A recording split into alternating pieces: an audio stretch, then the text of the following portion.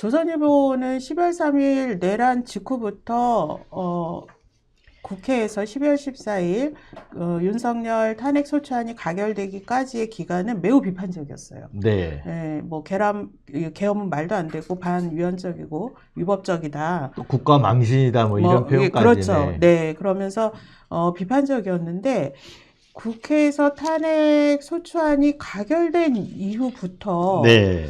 상당히 논조가 변해요. 그런데 재미있는 건 네. 12월 3일부터 초기부터 뭐 대다수 언론이 계엄에 대해서 비판적이었다 이러지만요. 저희가 12월 3일 이후에 네. 한 2주간을 분석을 해봤었는데 내란이라고 쓰는 언론, 네. 그 다음에 계속 계엄 사태라고 명명하는 언론, 이거는 분명하게 달라요. 근데 사실 용어라는 게 굉장히 입장을 보여주는 거잖아요. 그렇죠. 그렇죠. 일종의 관점과 그렇죠. 입장과 보여주는 거죠. 그리고 또 저희가 프레임이라고 얘기하는 네. 언론이 네. 어떠한 관점과 입장을 가지고 네. 상황을 해석을 하느냐에서 매우 중요하죠. 네. 저희들은 그래서 그 12월 3일 당일날 여기서 방송을 그 새벽에 1시 막 이렇게 했거든요. 네. 계엄 하는데 그때 썼던 게 윤석열 계엄은 친위 쿠데타이자 내란이라고 이미 그때부터 썼거든요. 그렇죠. 네. 그래서 사실은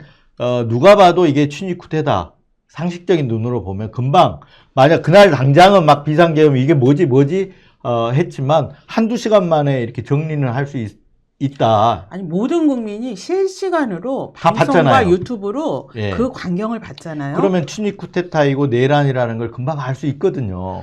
그래서 정말 양식 있는 언론들은 직후부터 이건 내란이다, 네, 이건 네. 쿠데타다 이렇게 네. 명명을 하면서 이게 사건의 본질을 언론사가 어떻게 해석을 하고 명명하느냐는 매우 중요하거든요. 그렇죠. 예, 그렇게 보도를 했는데 조선일보, 중앙일보, 동아일보 등 이른바 이제 우리 언론의 그동안 레거시 비디오에서 주류 언론이라고 했던 곳들은 계속 계엄이라고 사용을 합니다. 네. 예, 계엄이라고 사용을 12.3 했고요. 비상계엄 이렇게 네, 얘기하죠. 예, 계엄이라 또는 계엄 사태. 네. 네, 이렇게 명명을 하고요.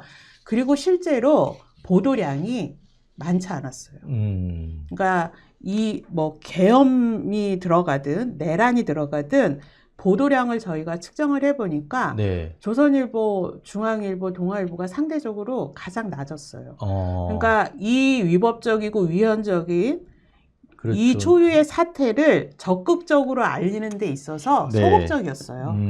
다만 누가 봐도 네. 예, 이거는 불법인 상황이니까 그때는 옹호를 하지 못했던 것이다. 초기에. 네. 네.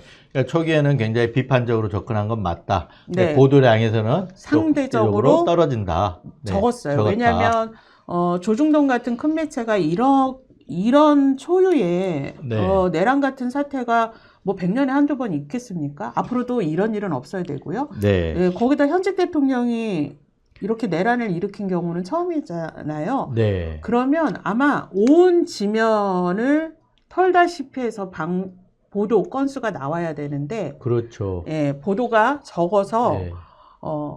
이 문제를 상당히 네. 축소하려고 한 거 아니었나라는 의심까지 살 정도로 적었어요. 네. 그러다가 앞서 말씀드린 대로 국회에서 탄핵안이 가결이 된 후에는 민주당과 이재명 대표를 비판하는 네. 기사들이 나오고 경제 위기론이 또 나오기 시작을 네. 합니다. 네. 네.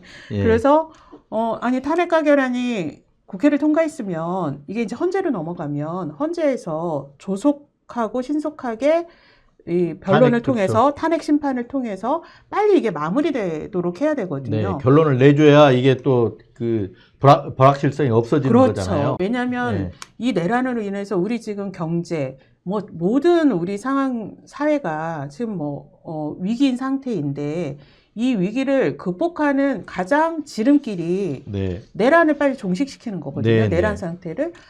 그런데 다른 목소리가 나오기 시작을 하는 거죠.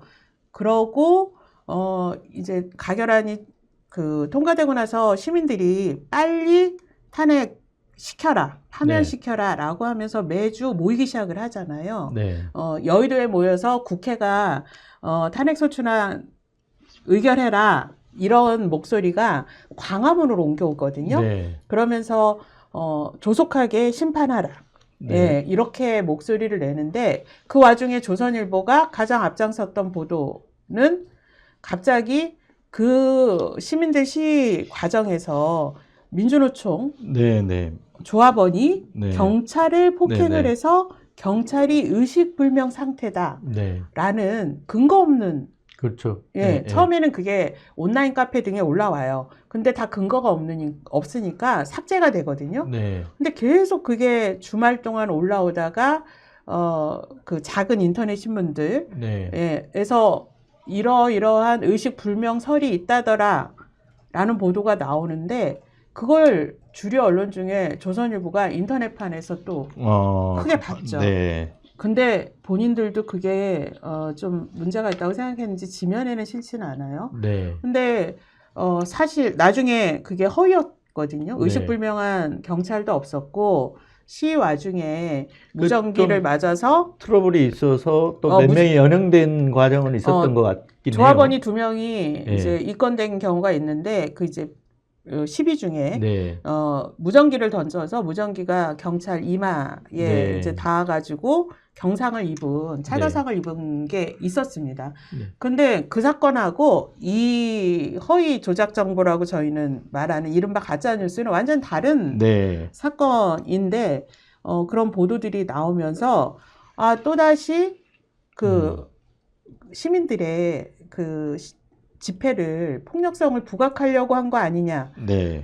이 시위에 또 본질을 또 호도하려는 거 아니냐 이런 의심이 들죠. 네. 그리고 나서 이제 그 체포 영장 집행 국면으로 1월. 넘어가잖아요. 그렇죠. 1월 예, 달에. 1월에 예. 1월 초부터. 그래서 한남동에서 대치가 이루어지잖아요. 그때부터 조선일보가 확 아주 달라지죠. 본격적으로 논조가 네. 달라져서 공수처를 공격을 합니다. 공수처 공수처에는 수사 권한이 없다. 네. 예, 공수처에 수사 권한 없다는 건 그건 허위 주장이거든요. 네. 예, 물론 공수처에 대해서 공수처가 처음 만들어질 때부터 여러 네. 입장들이 달랐어요. 여야도 다르고요. 네. 언론도 평가가 달랐지만 현재 공수처가 내란을 수사할 권한이 없다라는 건 현행법에서 그건 무리한 주장이거든요. 네. 근데 그 주장을 앞장서서 하면서 그때 공수처가 주관하는 체포영장 집행이 불법이다라는 그 불법성을 주장하는 네. 사람들의 목소리를 부각해서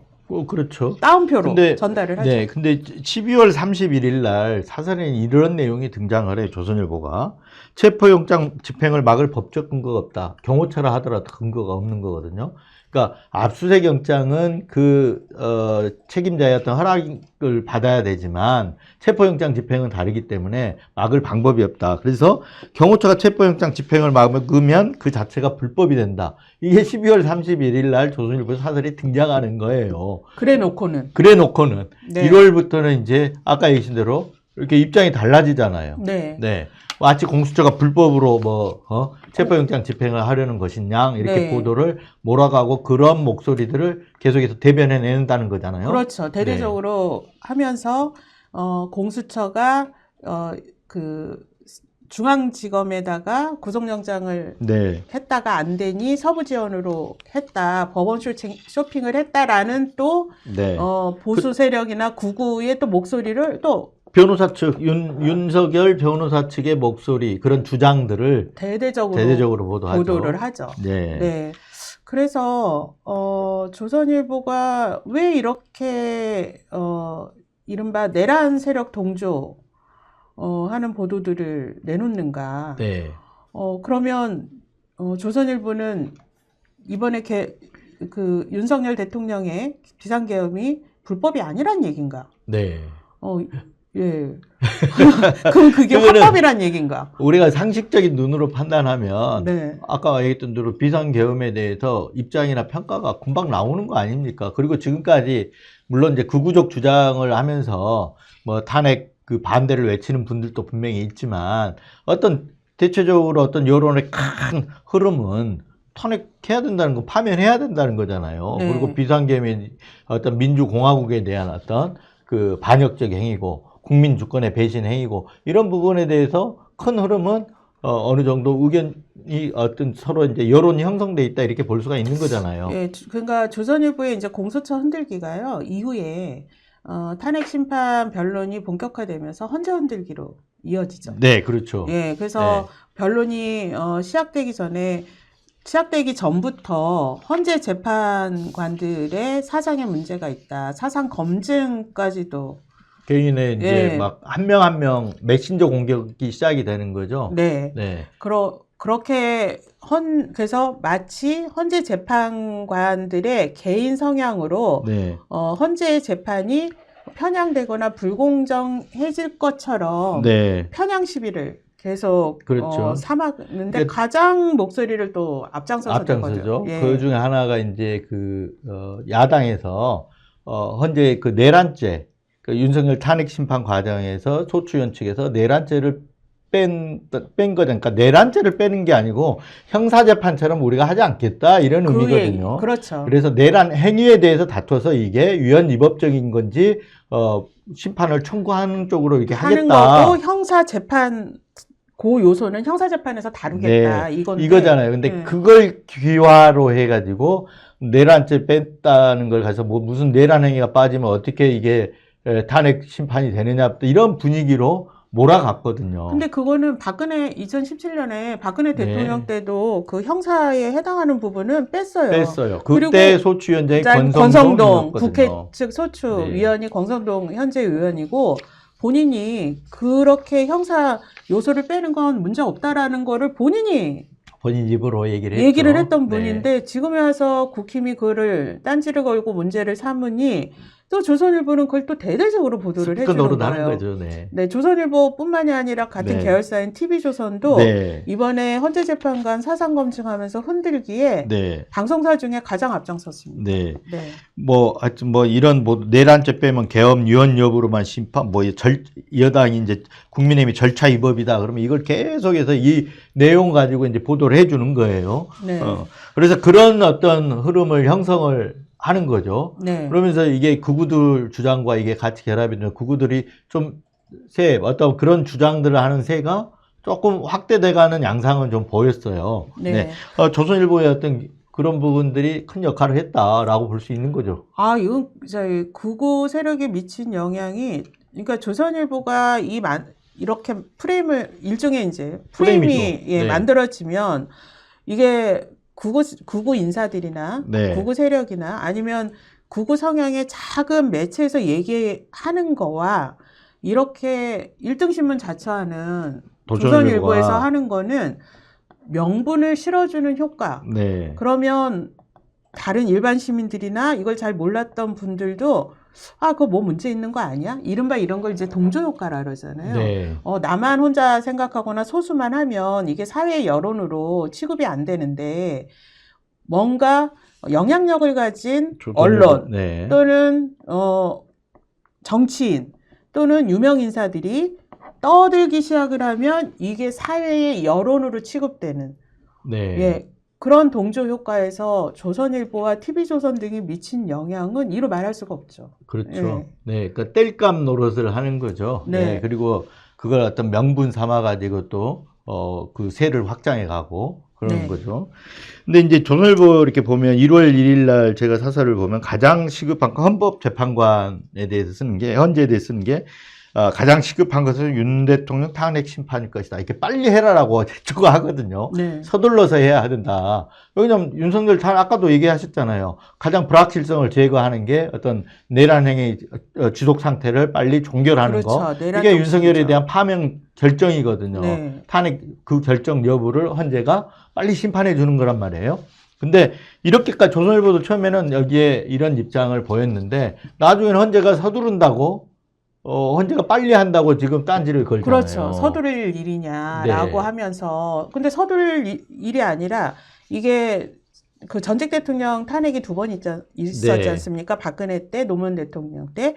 그때의 일정과 그때의 방식으로 보더라도 지금 오히려 초반에 국회에서 헌재 넘어가는 기간은 윤석열 대통령이 더 길었단 말이에요. 네네. 그리고 지금 그 헌재 재판관들의 재판 방식에 있어서 지금 윤석열 대통령 측에서는 본인들에게 시간도 배정을 안 해주고 변론을 보장 안 한다 이러지만 그렇지 않거든요. 그때는 박근혜 대통령 탄핵 심판 사건 때는 일주일에 3번 한 적도 있었어요. 그렇죠. 네. 그런데 지금 뭐 너무 준비 기간이 부족하다, 변론 시간을 뭐 네. 일일이 시간을 재가지고 제한한다, 네. 뭐 여러 가지 트집을 잡고 있는데 그거를 지금 조선일보가 일일이 힘을 실어주고 대변을 하고 정말 그 따옴표 크게 제목으로 네. 뽑아가지고 일방에 네. 윤측 또는 윤측 대리인단 주장만 제목으로 뽑아서 네. 예, 이거를 또 기정사실화 해주고 그 예. 윤석열의 최후 변론도 조선일보가 일면에 실어줬지 않습니까? 일면에 실을 얘기도 아닌데도 예. 불구하고 실어주고